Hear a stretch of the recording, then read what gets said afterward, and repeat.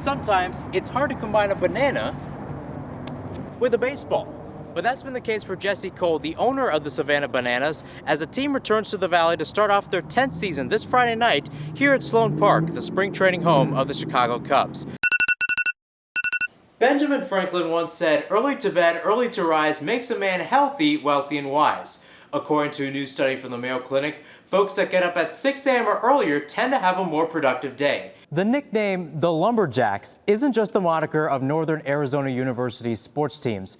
It's a tradition that reflects the roots of forestry practices in the North Woods. As Cronkite News reporter Lauren Evanetti found out, it's also a college club that competes in the sport of logging. It's been nearly 10 months since fans were in these bleachers here at Mullet Arena watching the Arizona Coyotes play their final NHL game. And while the league, nor professional hockey in general, has returned to the Valley since then, a game like this gives fans a chance to see what hockey means to State 48. After Sunday's 11-5 loss to Utah, Arizona State head coach Willie Bloomquist said that there has not been calm waters during his tenure with the Sun Devils. If they can, then it will be sunsets and martinis. Don't worry, just some clear water in here. The party at the plate, the dandy at the diamond, mania at Municipal, all ways to describe that special first inning.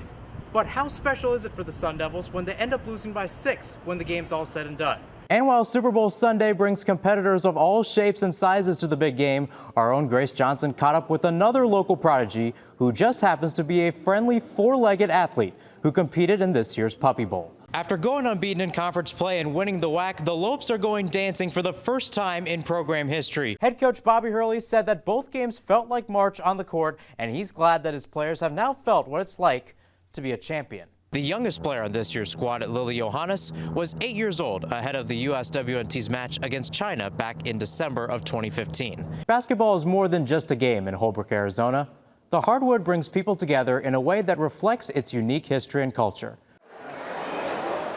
An electric atmosphere had descended upon Mullet Arena.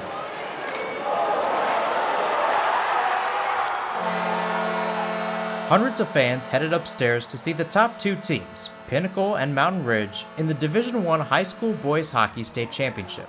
The winner representing Arizona at the High School Hockey Nationals. Our side was more loud and rowdy, but definitely helped the atmosphere of the game, and it really made the game what it was. That is Alexander Illing, Pinnacle's senior forward. He was the hero that day with 2 goals and an assist as the Pioneers won 5-1. He was also named tournament MVP. It's surreal. I'm so excited. I'm so happy for my team. We did a great job today, and we get to celebrate afterwards. The game held a special meaning to some, knowing the recent events that have changed hockey in the Valley. This includes Todd Walsh, who was the ringside reporter throughout the tournament. Hockey is alive and well. The head was cut off, the National Hockey League head, but what we were trying to do here this week and this month was to remind people of that. There was a high-stakes hockey game here. In the summer of 1996, the Winnipeg Jets, who had been around for 24 years, 17 of which were with the National Hockey League, were looking to move. Despite the prominent hockey culture in Canada, they were in the midst of financial problems as the smallest market in the league. Picked out by Edwards. Hoagland put it in front. It's blocked and steered, but not out. Linsman centering it to Messier. Takes a move in front. The 90s were filled with NHL expansion out west. The creation of new teams like the San Jose Sharks and the Mighty Ducks of Anaheim, and the relocation of the Quebec Nordiques to Denver to become the Colorado Avalanche in 1995. A year later, the Winnipeg Jets rebranded as the Phoenix Coyotes.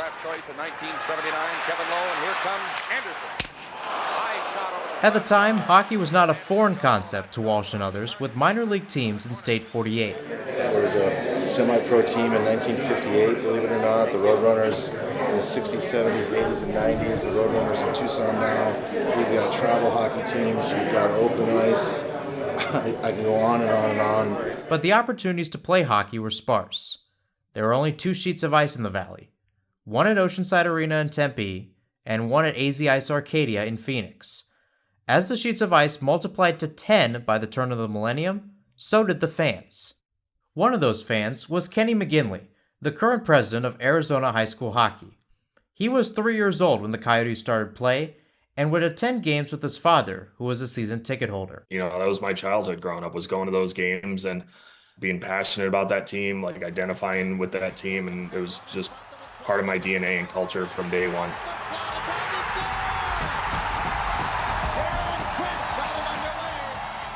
McGinley and many other fans saw the Coyotes excel on the ice, going to the playoffs in 5 of their first 6 seasons. After struggling for most of the 2000s, they returned to postseason play, making a run to the Western Conference Finals in 2012. But the Coyotes had problems with finding a home.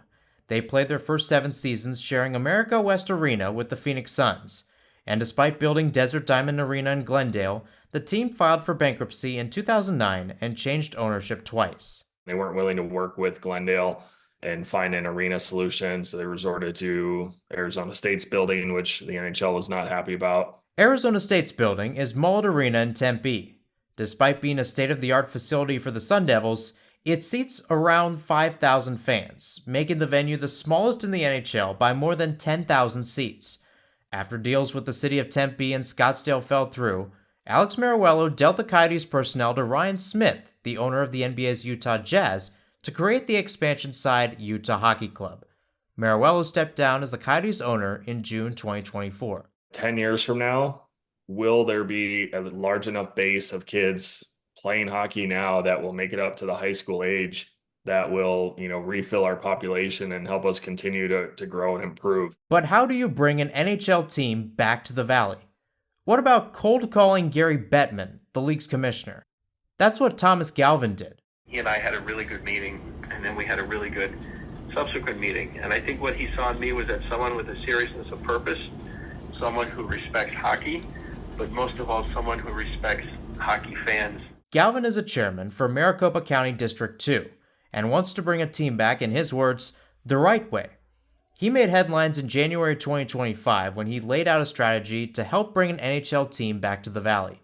This includes a coalition that understands the aspects of running a sports team that can influence the NHL to award them an expansion team. Any professional sports team injects a lot of money into the area, and there are secondary and tertiary economic effects that arise out of professional sports. I just didn't feel like there was good political support for what I consider to be our hockey team. How do you relate that from your sports fandom to the political world? We don't like seeing any company in any industry leave, whether that's manufacturing, tech, or renewables, and I felt we should do that as well with the entertainment spaces, since professional teams provide high visibility to the area.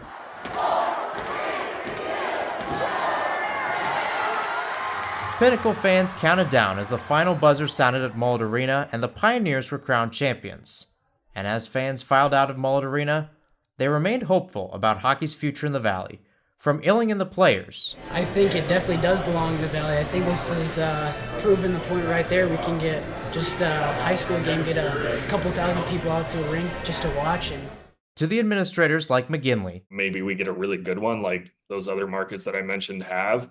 And who knows, the sky's the limit. We have so much potential here. We've only scratched the surface. We're just waiting on more ice and a solid NHL team, and then we'll, be off to the races. To those pioneering the efforts, we do it in a smart way, and we do it in a way where we show that there's a thought process involved, and we're not going to get ahead of ourselves. We are literally at the very beginning of this process, and we'll see how it goes. For Cronkite News, I'm Mihir Sinhasan.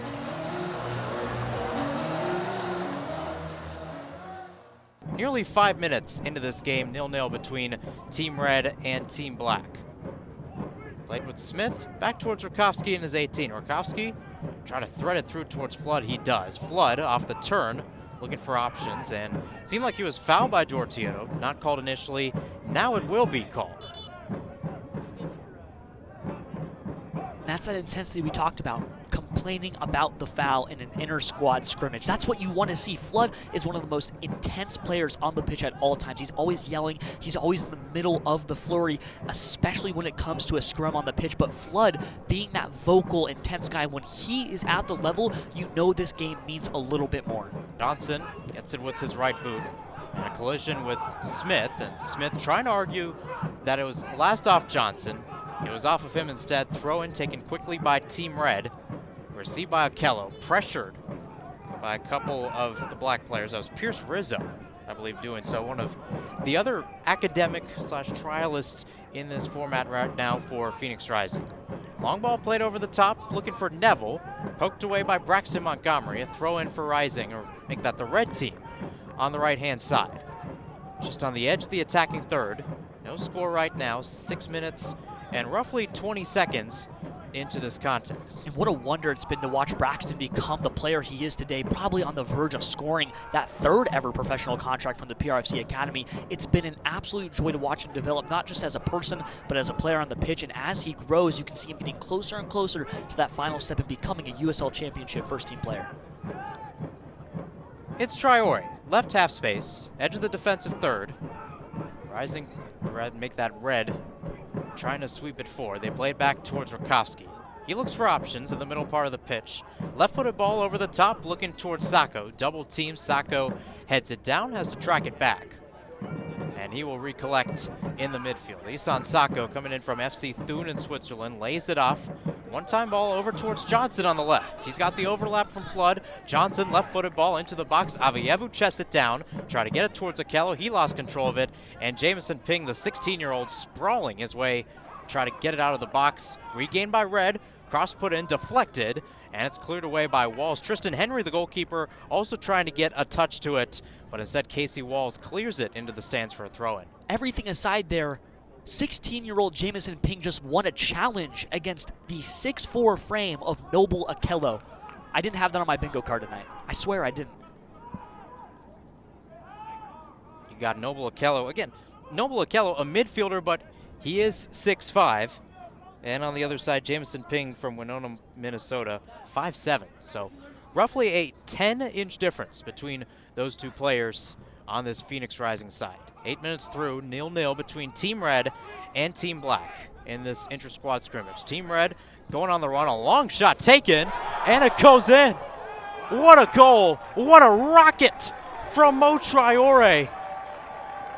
Just bangs it from 35 yards out. Henry baffled, and so is all of Team Black. 1-0 Team Red. Mihir, I'm baffled. I have never seen Mo Traore take a shot that deep, nor that strong, or as on target as it was. And Tristan was not expecting that. An absolute screamer, 35-ish yards outside, and it was dead on from the moment it left his foot. What a strike, what a goal, and now Team Red up on top. That ball hit the back part of that goal. That's what we heard, more than the actual net. And Mo Traore, who started 23 games last year, struggled to get on the score sheet, up 1-0. Here comes Team Black on the other side with Remy Cabral. Remy Cabral's shot deflected away, and that skies over the Banditos section. Corner kick coming, and we talked about it earlier, Kevin. Paul Modoka wants a lot of play. He wants a lot of goals. We're seeing action here. Noble Okello swept that one away, inches away from the mouth of the goal. What a play there to stop it. A very quick response and an equalizer there from Team Black, but now they have a corner and they're still threatening in the box. Roughly 4 to 5 players on Team Black in the 18. This will be a left-footed ball coming in, whipped in down low in the near post, poked away by Avievo, only as far as a couple of the Team Black players in the attacking third. Back at the timeline now with Smith, and again with Pierce and Rizzo taken down. He'll earn a free kick in the midfield. 10th minute of play.